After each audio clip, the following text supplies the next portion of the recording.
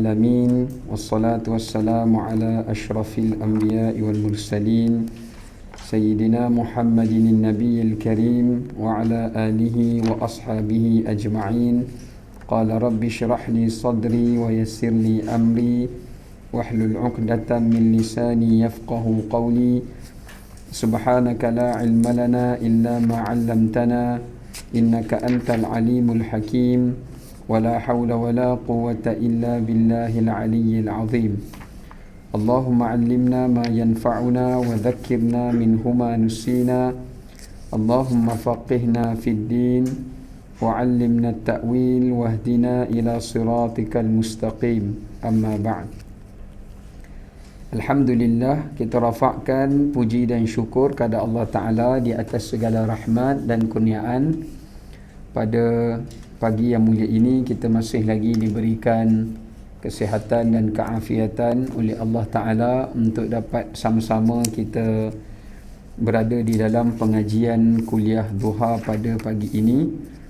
Dan insya-Allah kita akan menyambung semula topik pengajian kitab fiqh wanita atau fiqhul mar'ah, sambungan berkenaan dengan tajuk sebelum ini, iaitu masih lagi berkenaan dengan syarat-syarat pakaian wanita muslimah. Sebelum ni kita ada bincang berkenaan dengan perbahasan yang panjang mengenai menutup muka, apakah ia menjadi salah satu kewajipan kepada seorang muslimah ataupun ia adalah merupakan suatu tuntutan, tetapi bukan suatu kewajipan. Dan hari ini kita nak sambung untuk perkara yang kedua, perkara yang kedua, iaitu bukan merupakan perhiasan.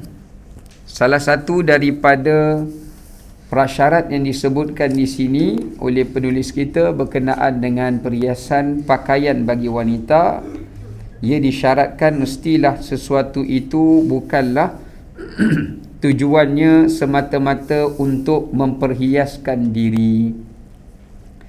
Ini berdasarkan kepada firman Allah Ta'ala dalam surah An-Nur pada ayat 31, yang mana Allah Ta'ala berfirman, A'udzu billahi minasyaitonir rajim wa la yubdina zinatahunna illa ma dhahara minha, yang bermaksud dan janganlah mereka menampakkan perhiasan mereka kecuali pada yang zahir dibenarkan untuk memperlihatkan. Okey, kata penulis kita, berdasarkan umum ayat ini mencakupi pakaian yang tampak jika dihiasi sehingga menjadikan mata-mata kaum lelaki itu tertuju kepadanya. Di antara perkara kedua yang disebutkan oleh penulis ini, beliau menyatakan iaitu dalam konteks yang disebut sebagai tabarruj, disebut sebagai perkataan tabarruj. Tabarruj ini dia asal daripada perkataan burjun. Baraja. Baraja ni apa makna baraja? Dan dari segi bahasa Arab maknanya bersinar, berkelip-kelip. Tu makna baraja. Sebab tu bintang-bintang disebut dalam bahasa Arab dengan makna buruj. Buruj. Kan kita baca dalam Quran ada surah Al-Buruj, was-sama'i dzatil buruj. Sebab tu kita pakai ni pun namanya burj. Kan, bruj kan, bruj dia lebih kurang macam bunyi Arab lah tu, bruj. Tempel sini, tempel sini kan, bruj lah tu. Dia ambil daripada bahasa Arab pasal dia nak bagi bersinar sikit, pasal ada permata kan, ada hiasan, ada macam-macam lah. Dia panggil bruj. Bruj, dia bahasa Arab, sama macam menara tu, menara kat UAE tu kan, dia panggil burj. Burj tower, dia tinggi tu, pasal dia nak bagi semua orang nampak, itu namanya burj. Jadi perkataan itu dia ambil perkataan tabarruj, sebab dia ambil perkataan barraja. Barraja ni perbuatan yang cuba untuk menampak-nampakkan. Itu makna tabarruj, dia ambil perkataan burj tu tadi.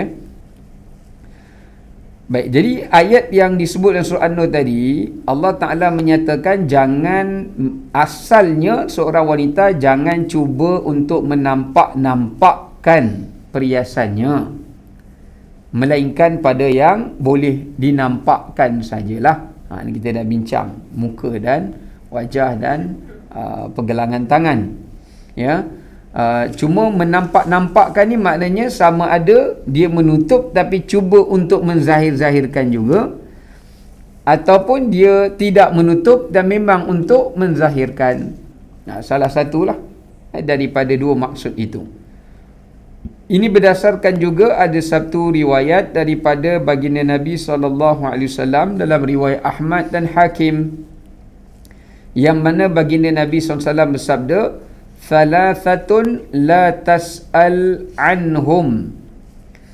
Ada 3 golongan yang kamu jangan tanya tentang mereka. Jangan tanya. Apa maksud jangan tanya? Maknanya mereka ni termasuk di kalangan orang-orang yang malang atau orang-orang yang binasa. Pertama, rajulun faraqal jama'ah wa 'asa imamahu wa mata 'asiyan. Seorang lelaki, termasuklah ataupun perempuan ya, yang telah keluar daripada kumpulan jamaah. Jamaah dekat sini ada banyak tafsiran para ulama.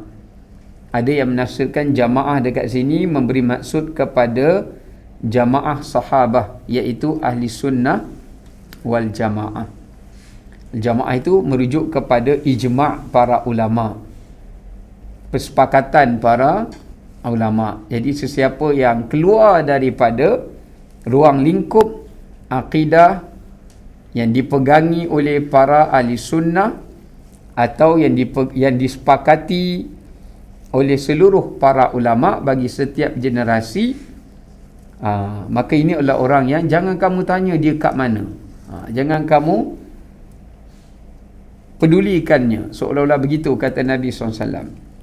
Ada yang menafsirkan jamaah ni adalah pemberontak yang keluar untuk berperang atau memerangi.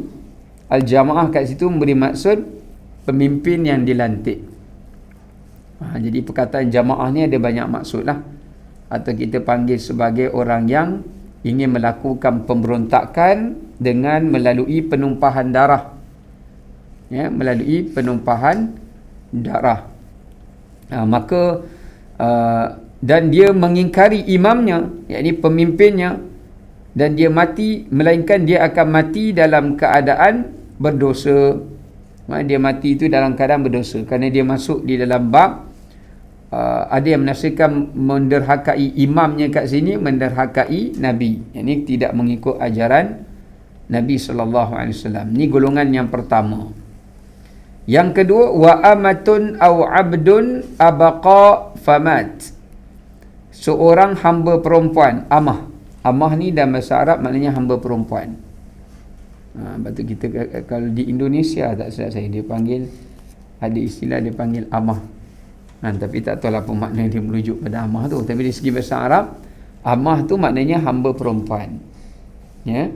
Kalau abdun dia merujuk kepada hamba lelaki. Ya. Di sini pun kita panggil amah. Amah juga di sini. Hospital attendant yang perempuan kita panggil amah. Hospital attendant yang perempuan dulu pembantu dia. Oh, pembantu dia. Oh, kesian dia. Hospital attendant lah dulu.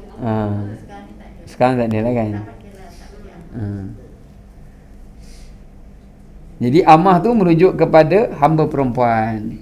Ya. Kalau abdun, hamba lelaki dalam bahasa Arab lah. Ya, jadi cuma istilah tu kemudiannya di melayukan lah penggunaannya.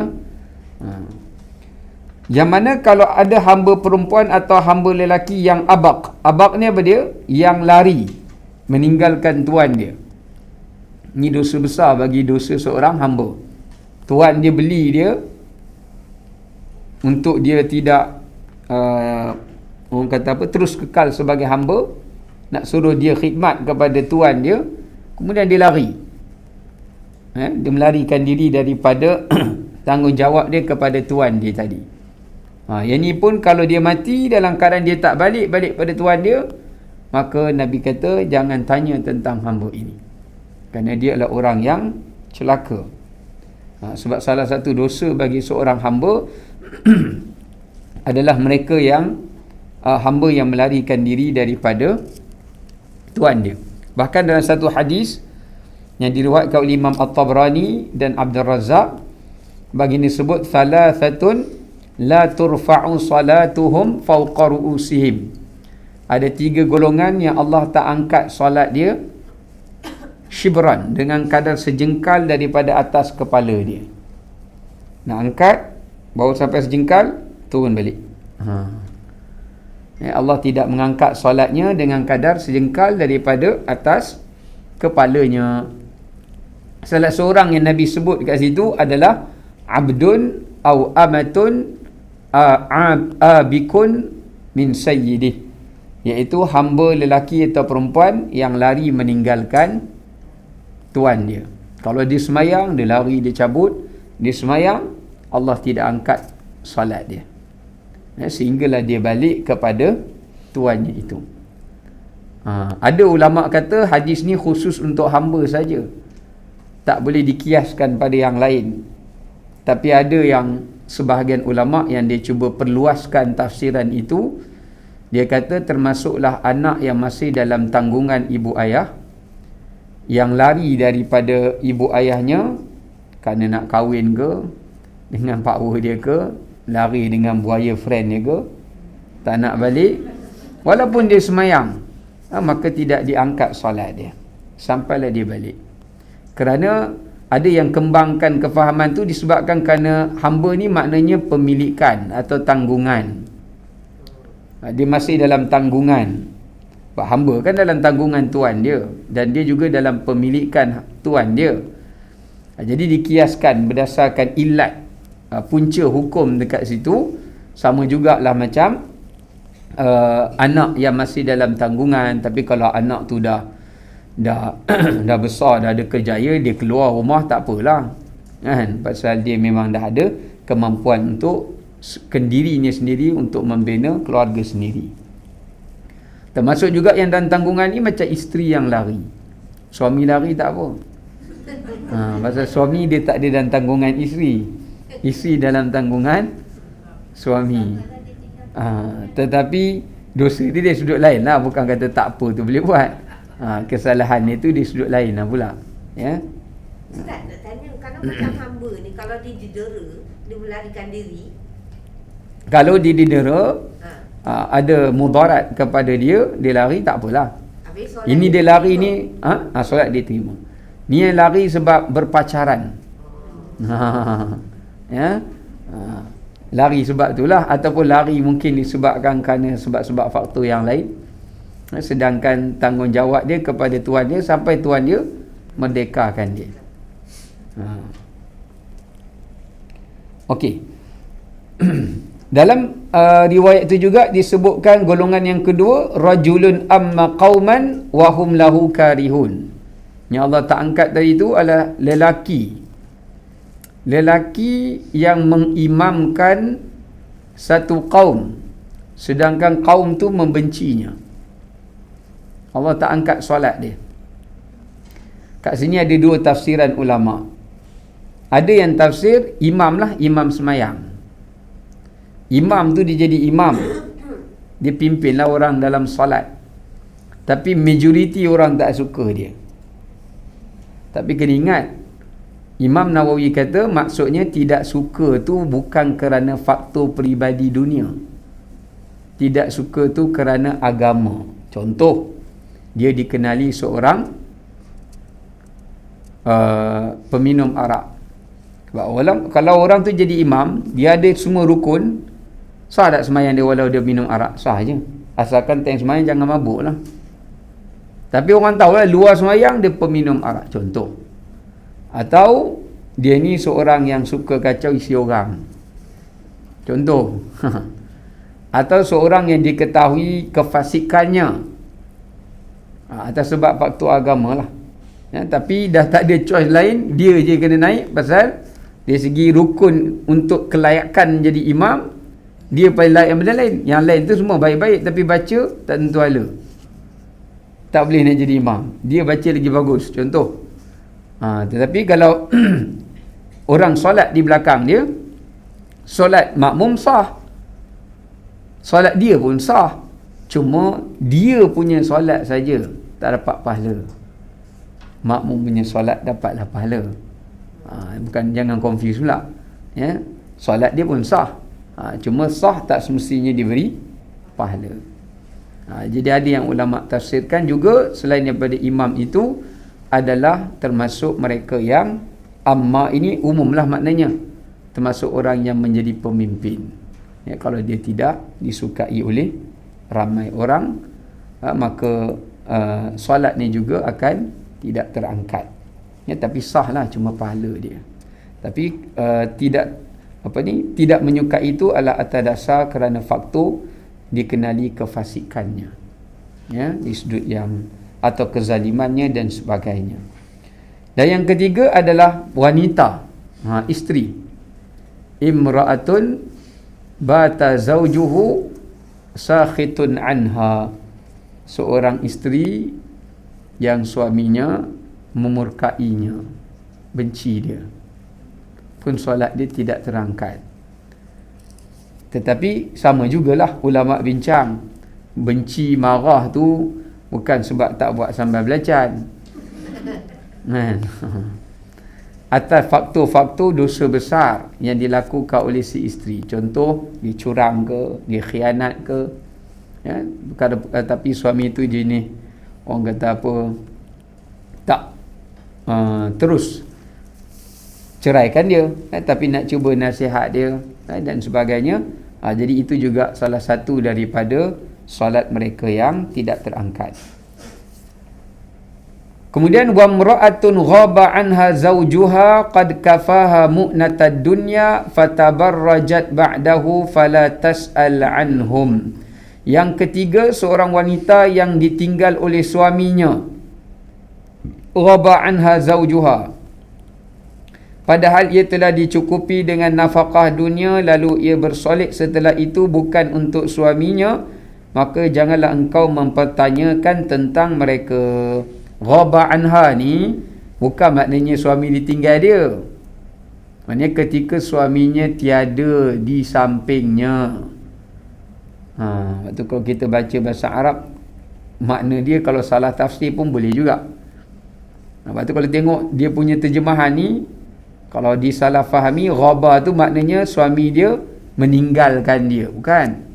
Ghaba ni maknanya ketika suaminya tidak ada di sampingnya, mungkin kerja jauh, outstation, kan, weekend husband, ataupun bukan weekend dah, annually, annual husband, setahun sekali dia balik jumpa raya, duduk jauh sana, kan, contoh.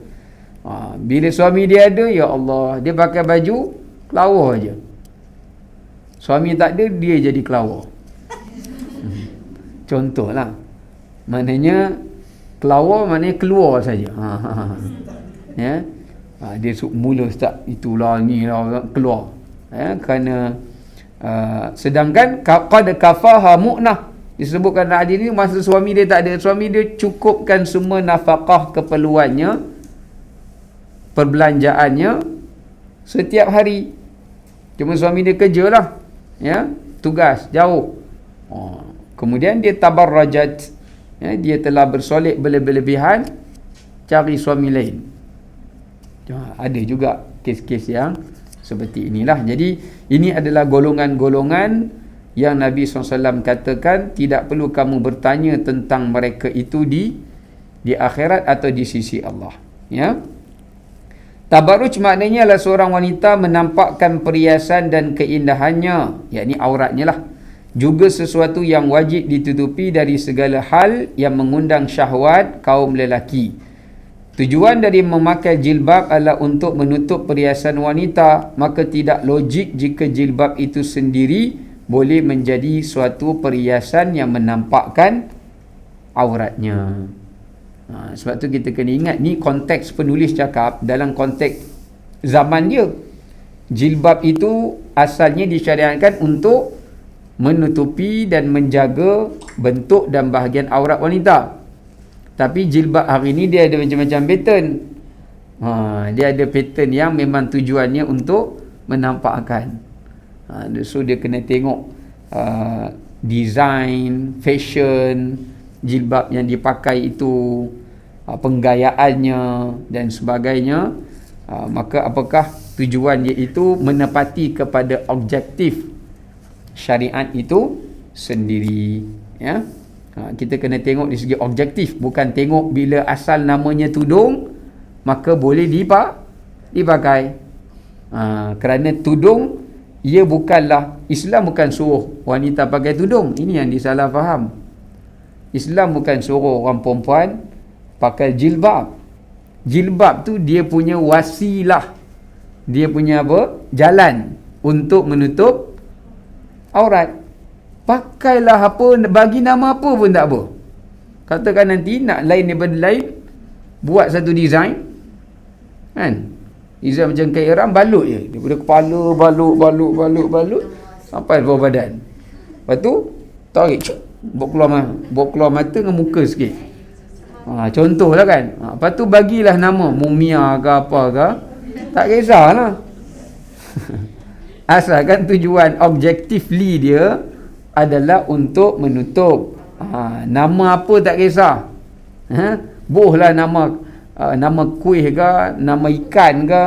Sebab nama tudung ikan ada dah, kan? Bagilah nama apa pun tak apa. Sebab itu hanya menjadi wasilah. Matlamat dia adalah untuk menutup. Tapi kalau nama tudung tapi tak tutup, itu tidak menepati kepada objektif syariat itu tadi, iaitu untuk menutup pandangan. Nama jilbab ni maknanya nak menutup pandangan mata-mata manusia di kalangan lelaki kepada wanita itu tadi, supaya untuk menjaga kehormatan, keselamatan, maruah wanita itu daripada kejahatan manusia lelaki yang tidak bertanggungjawab. Baik. Nanti ada orang tanya, siapa suruh mereka tengok? Kalau kita nak cakap macam tu, kita kena duduk alam lain lah. Selama mana kita duduk kat dunia, mesti orang tengok kita. Tak nak orang tengok, kena duduk alam lain lah. Sebab kita hidup secara bermasyarakat, melainkan kita tak keluar lah, kan? Sebab mesti orang tu kata, siapa seorang pakai dah jadi, tak selesai masalah. Duduk bergaduh macam tu lah. Sebab tu hidup ni dia, kita berinteraksi dengan manusia yang lain. Sebab tu Islam menyuruh kita buat mana yang kadar yang kita menutup jalan yang boleh membawa kepada keburukan. Baik, di sini disebut perhatian. Sebahagian wanita yang taat menyangka bahawa setiap pakaian selain warna hitam pada dasarnya merupakan perhiasan. Hal ini tidak benar. Beliau memberi pendapat. Ada setengah orang kata, siapa pakai baju selain daripada warna hitam, ini termasuk perhiasan. Maknanya apa dia perhiasan kat situ? Tabarruj. Jadi dia kata ini tidak benar. Sebab tu agama dia tidak mengongkong wanita itu untuk dia berhias. Sebab memang naluri yang Allah beri kepada seorang wanita itu, dia juga berhias. Tu saya tengok hak mai hari ni pun umur saya rasa dah atas 50 lebih kot ada kot. 5 series, 6 series ada tak? 6 series pun ada, tapi berhias macam 3 series.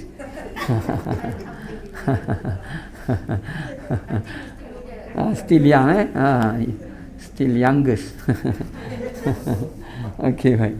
Jadi itu nak cerita orang perempuan, kan? Kalau orang lelaki ni dia asal dia boleh sarung apa, dia sarung. Kadang-kadang saya nak pergi kenduri pun, baju match tak peduli lah, pakai asal boleh pakai pergi jalan. Orang tengok pasal baju lain tinggal lain, nak buat macam mana? Hak ni je sempat basuh. Tapi orang perempuan dia very proper, particular. Dia atas warna ni, hak ni mesti kalau warna ni. Baru dia ngam. Ya. Contohlah. Jadi nak katakan, sebab tu kita tengok baru ni orang tanya saya, kenapa di Arab Saudi dah mula ada kelainan. Ya, bukan kita cerita Arab Saudi, semua negara Arab semua dah. Cuma Arab Saudi ni yang paling barulah, sebab dia dulu agak rigid, ya, agak konservatif, ya, tapi sekarang ni dia lebih terbuka lah. Sebab bila dalam Islam ni, Islam pentingkan kesederhanaan. Sebab tu dalam kaedah fiqah ada ulama kata, idza daqal amr ittasa' wa idza ittasa'a daqa. Apa maknanya? Kalau dalam satu urusan tu terlalu sempit, buka sikit. Ulama kata buka sikit, bagi sikit ruang. Tapi dengan bagi terlalu luas sangat, memudarat, sempitkan balik. Maknanya apa dia? Maknanya agama ni suruh kita manage benda tu dengan kesederhanaan. Contoh, bila kat sana mewajibkan wanita semua pakai hitam, dia pun orang perempuan teringin juga pakai warna lain. Tengok jemaah Malaysia sekejap warna ni, sekejap warna tu. Ui, dia kata sakan mereka ni. Dia pun teringin juga nak pakai colour purple, kan? Kalau warna hijau ke warna kuning ke, dia pun teringin juga. Tapi government dia wajibkan warna hitam. Tak boleh. Kena pakai warna tu. Sebab kerana warna selain daripada itu, dia dikira sebagai tabarruj. Jadi bila terlalu rigid, bila ada sedikit ruang diberi terbuka, dia akan meletup. Dia macam bom.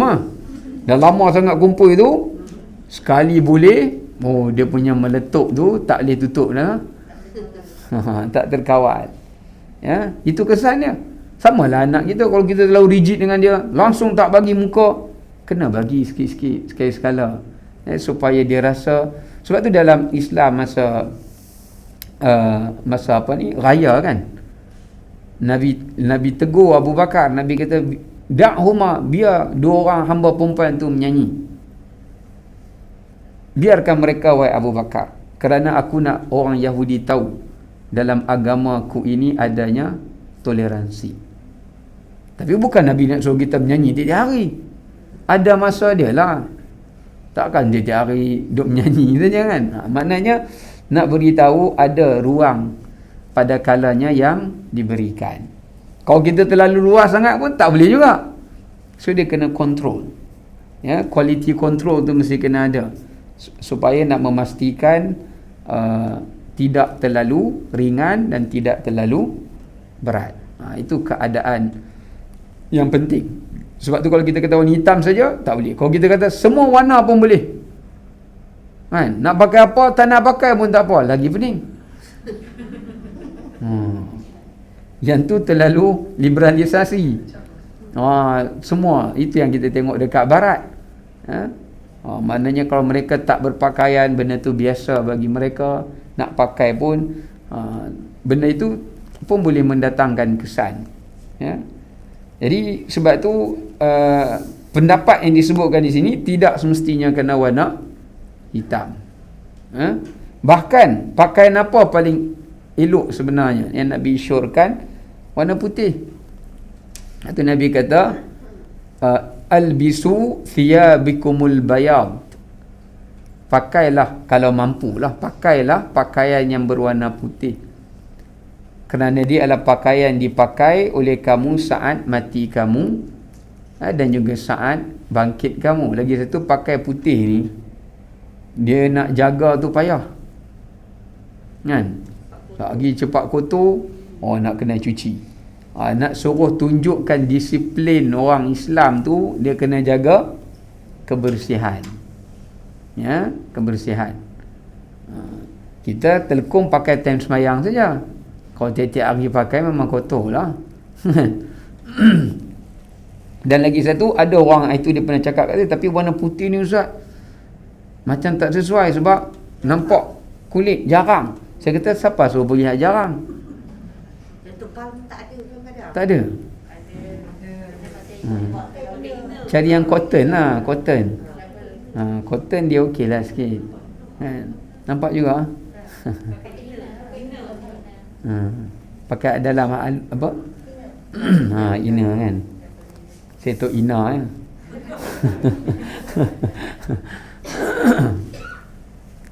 Baik, yang pertama, kerana adanya hadis daripada Nabi SAW, baginda bersabda, tibul mar'ati ma zahara launuhu wa khafiya rihuhu. Wangian bagi wanita, seorang wanita itu adalah yang pekat warnanya dan tersembunyi harumnya. Nabi sebut tibul mar'ah, wangian orang perempuan ni, kalau kita tengok dia punya perfume tu, warna dia pekat. Tapi tak semestinya bau dia keras, tapi baunya halus ataupun baunya tidak kuat. Bila Nabi sebut warna, itu memberi isyarat seolah-olah Nabi membenarkan ruang warna itu, pelbagai warna itu kepada wanita untuk dia berhias.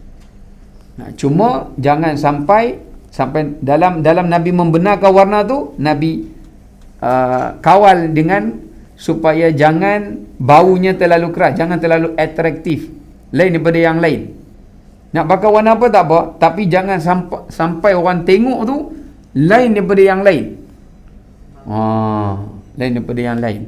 Bukan daripada bau saja. Contoh, dia pelik daripada orang lah. Tudung dia tu color macam burung merpati. Kan? Bermacam-macam corak sampai berbulu-bulu orang. Dia lalu mesti orang tengok. Dia jangan perak sampai macam tu lah. Tapi kita tengok hari ni, minta maaf lah sebut kan, dia dah jadi trend. Saya pernah lah pergi ada satu program dululah, dia nak bagi award kepada artis-artis kan. Kita ni ustaz je lah, datang kat hotel lah, buat kat KL hotel. Ada satu organizer tu kenal dulu, dia buat program Astro ni, betul dia dah buat sendiri sekarang ni. Kebetulan dia cari ustaz baca doa. Dia pergilah, saya tak tahu majlis apa. Sampai-sampai, semua artis top-top ada. Terkejut saya. Tapi saya tak adalah pergi ambil gambar dia orang. Tapi nampak lah, seorang-seorang nampak. Bila dia orang sampai je, media dah tunggu. Berhenti dulu, ambil gambar, jalan. Berhenti dulu, ambil gambar, jalan. Kan? Waktu tu lepas habis majlis tu, orang semua pakai, menteri pun turun lah dalam program tu, menteri pun turun lah. Tapi setiap kali dia orang tu, ada orang nak ambil gambar, tapi saya tengok setiap mereka tu cuba pakai pakaian yang unik, yang orang lain tak pakai macam tu. Tu yang sampai tengok, saya tengok, loh, ni baju ke? Saya pun jadi confused. Dia macam-macam lah. Dia ada gelembung macam tu kan, macam payung. Saya kata ada. Jadi semua akan pelik lah, semua tengok. So kawan ni tunjuk cara ni pula, yang ni tu, dia jadi macam tu lah ya. Jadi saya pun fikir, mereka ni asal boleh main sudahlah, nak pakai baju macam ni, pelik-pelik ni pasal apa? Memanglah kita faham lah passion tu, tapi janganlah sampai terlalu pelik lah sangat daripada yang lain ya. Sebab yang kesediaan ni, mereka nak naik stage tu pun susah. Allahu Akbar, sampai naik ke tepi susah. Susah, sampai ada yang orang kena pegang, orang angkat. So saya pun ingat lepas ni pihak hotel kena buat aja ni macam lift tu kot. Tu naik. Senang sikit nak naik. Tapi dia dah jadi trend lah. Nak katakan dia jadi trend. Bahkan di dalam hadis yang lain kalau kita baca, ada juga Nabi larang orang lelaki memakai pakaian warna merah. Tapi Nabi larang pakai warna merah tu bukan sebab tak boleh pakai. Karena itu ulama menghuraikan, karena di zaman Nabi SAW warna merah tu warna pakaian yang merujuk kepada pakaian wanita, warna wanita. Adat penerimaan orang Arab masa tu, warna merah tu adalah merujuk pada pakaian wanita. Tapi zaman kita sekarang ni, merah ni laki pun pakai, perempuan pun pakai, pink pun perempuan pakai, laki pun pakai. Dia dah adat, dia dah jadi macam tu. Cuma yang terlebih luar daripada adat, laki pakai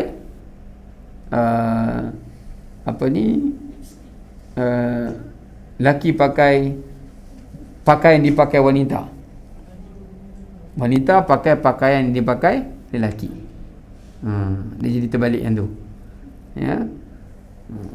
Sepatutnya lelaki wanita pakai panjang, dia pakai pendek. Laki pakai panjang.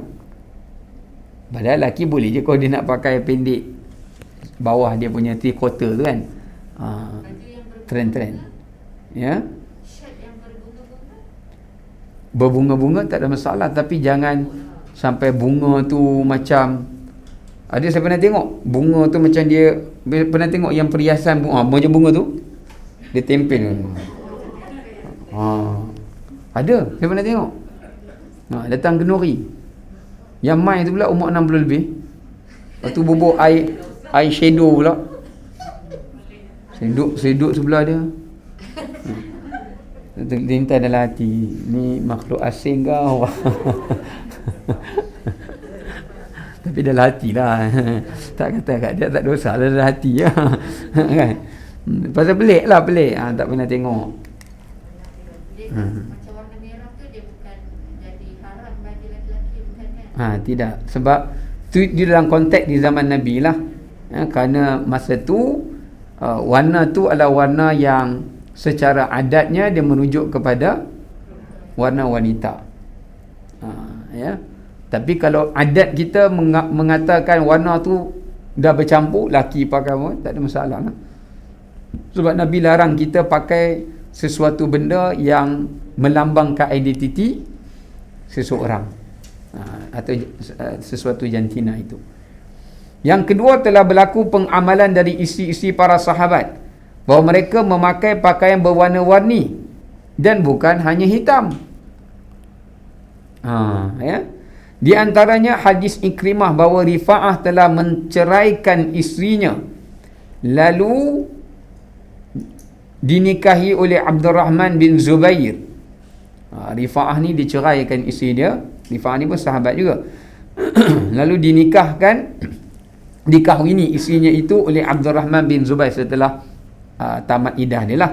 Maka Aisyah radhiyallahu anha berkata, ketika aku lihat isteri Rifa'ah berkahwin dengan Abdurrahman bin Zubair, ya, yakni anak kepada Zubair ibn Al-Awwam, ia memakai kerudung berwarna hijau.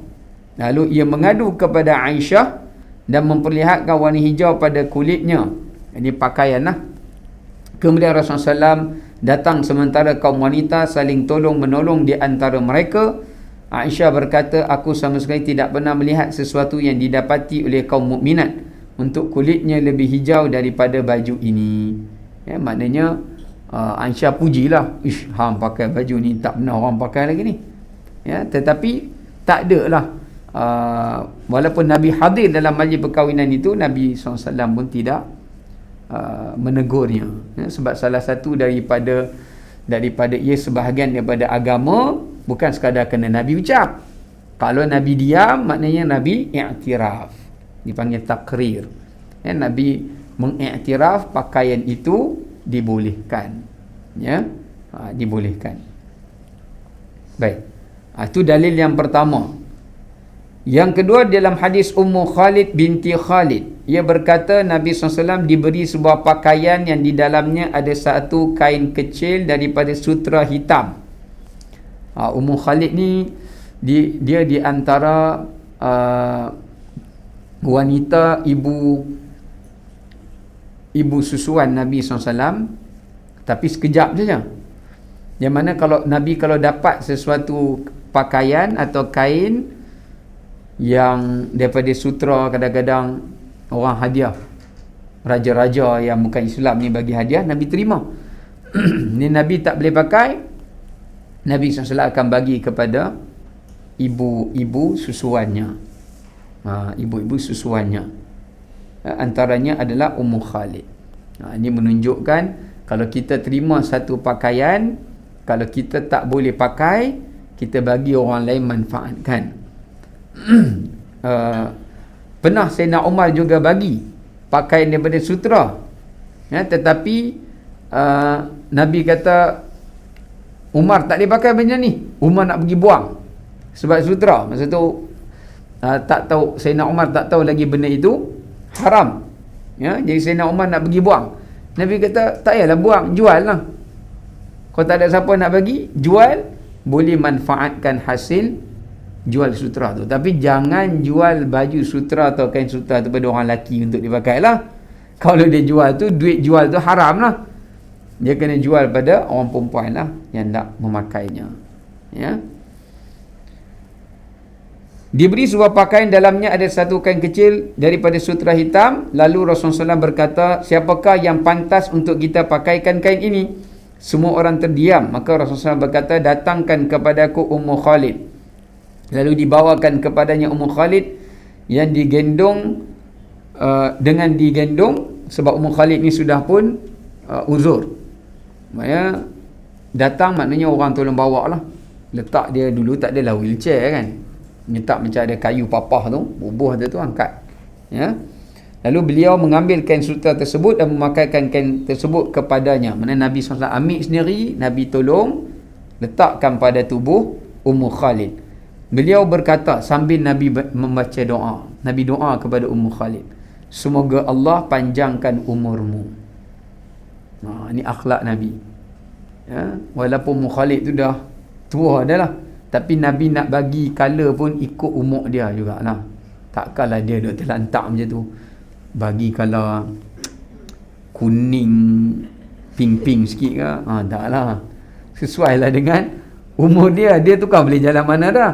Nabi tengok ada kain sutra warna hitam, Nabi ambil pakaikan pada dia. Kemudian Nabi doakan supaya Allah panjangkan umur dia. Di sini menunjukkan pada kita tuntutan bila kita bersedekah, kita kena doa. Sebab berdoa lepas sedekah tu mustajab. Lepas tu lepas kita bayar zakat, amil akan berdoa. Berdasarkan dalam ayat Quran, Allah sendiri sebut dalam surah Taubah, Allah menyatakan khudh min amwalihim sadaqatan tutahhiruhum wa tuzakkihim biha wa salli alaihim. Allah kata khudh min amwalihim, ambillah daripada harta mereka itu sebagai sedekah. Untuk apa? Tutahhiruhum. Sedekah ni nak bersih hati kita daripada sifat bakhil, tamak, cinta dunia. Wa tuzakkihim, dan juga nak membersihkan harta tu sendiri jika ia datang daripada hasil yang tidak baik. Syubhah, haram tak boleh sedekah, yang syubhah, yang kita tak tahu. Kemudian Nabi kata apa? Allah kata apa? Wa salli alaihim, bila mereka dah sedekah wahai Muhammad, doa untuk orang yang sedekah ni. Betul, kalau orang beri makan, kita doa kat dia. Orang bagi baju, tudung, kita doa kat dia. Walaupun dia sekadar bagi kita ayat kosong lah. Bukan nak kata bagi ayat kosong ni, dia bagi kita air atau dia bagi kita sebiji buah, kita doakan kat dia. Sebab tu Nabi kata, kalau kamu tak ada benda yang kamu nak balas pada dia pun, ucaplah ucapan jazakallahu khaira. Tapi orang kita hari ni dia malas. Jazak apa benda ni? Kita nak sebut minta erti. Saya dulu, saya jenis old school sikit. Orang hantar JZKKK, saya WhatsApp dia balik, Ji, ni apa ni JKK mana? Ni ketua kampung ke apa ni? Ni apa ni ringkasan daripada pangkat apa? Kita old school, mana nak tahu? Kita tanya dia. Budak zaman sekarang muda, dia semua short form. B4, dia tulis B nombor 4. Saya kata, Ni nombor bom ke apa ni? Kita tulis before, tulis lah B-E-F-O-R-E kan.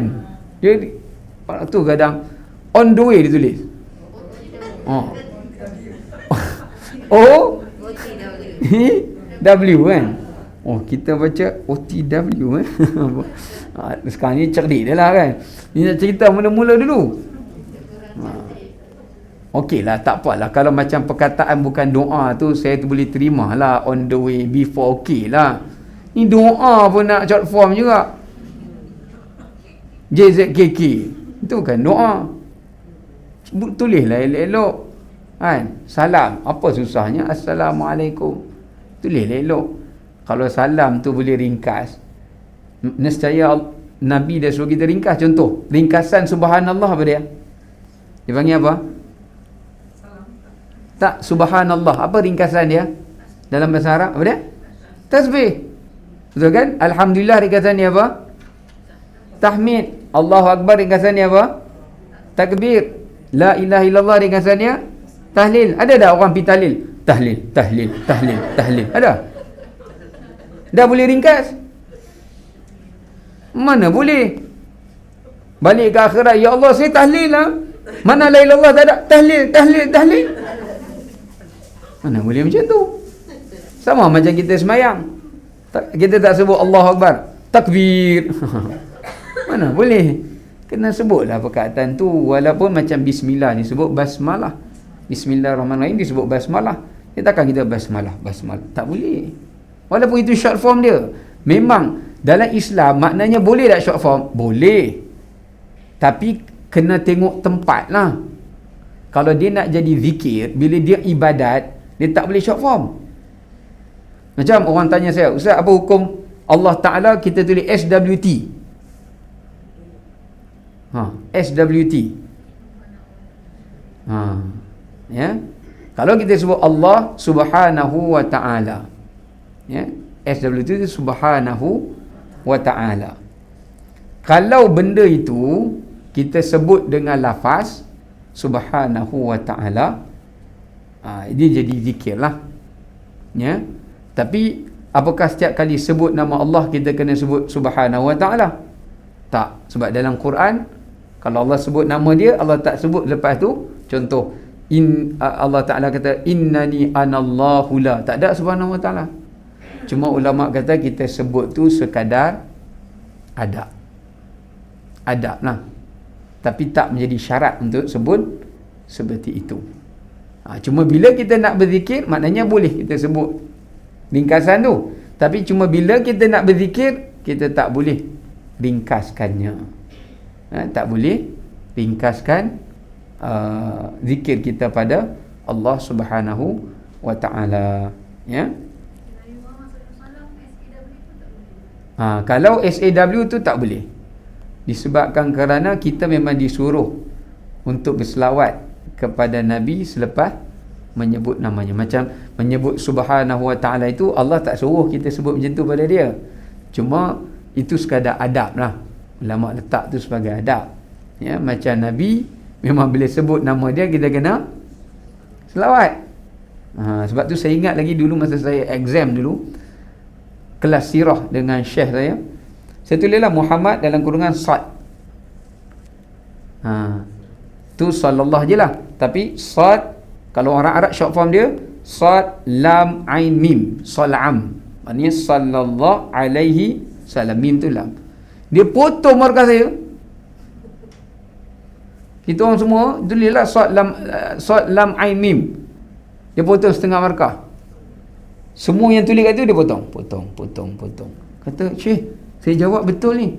"Oh, kamu tak selawat, saya potong markah." Allah. Jadi lepas benda tu kena tulis laju lah.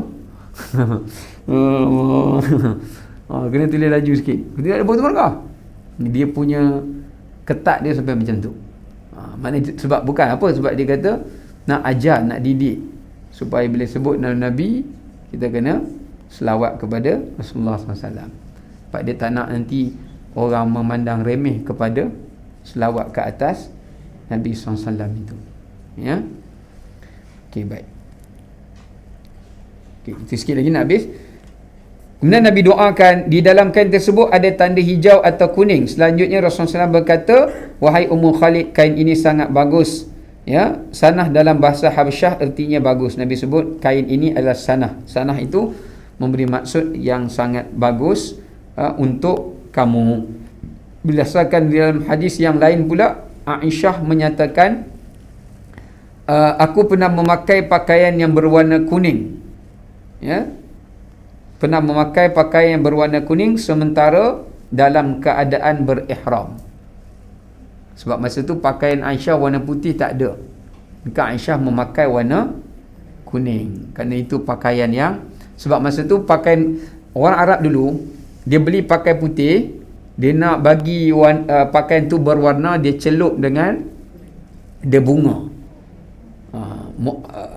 Macam kuning tu tadi tu dia celup dengan mu'asfar, dia bunga yang memang dekat-dekat dengan warna za'faran. Za'faran merah kan, dia mu'asfar ni dia ada bunga macam za'faran, macam saffron, tapi dia warna kuning. Jadi Aisyah rendam tu, dia terlupa dalam tu ada, dia angkat-angkat kuning dia punya kain dia, sepatutnya putih jadi kuning, jadi dia pakailah. Tapi ada hikmahnya lah, nak menunjukkan nak pakai warna apa pun boleh, cuma afdalnya warna putih. So siapa pergi ihram, katakanlah orang lelaki tertinggal ke ihram dia, nak beli tak boleh dah, pakai tawel lah. Tawel dia warna biru lah, atas warna kelabu, jalan ihram, tak ada masalah. Asalkan dia tidak dicantumkan ujungnya. Berjahit boleh, tapi jangan berjahit yang bercantum. Ya, mana ada kat ihram pun dia ada jahit juga, ada jahitan juga, dia nak bagi kukuh kain tu kan. Maknanya tak ada masalah, cuma afdalnya dia pakai putih tu sebab nak bagi standard lah. Nak bagi semua nampak standard. Macam kita pergi sekolah lah, mesti ada pakaian seragam dia. Ya. Okay, baik. Wallahu alam, kita berhenti sampai sini. InsyaAllah kita akan sambung pada kuliah yang seterusnya. Assalamualaikum warahmatullahi wabarakatuh. Tangguh dengan tasbih kafarah dan suratul As. Subhanakallah wa bihamdika asyhadu an la ilaha illa anta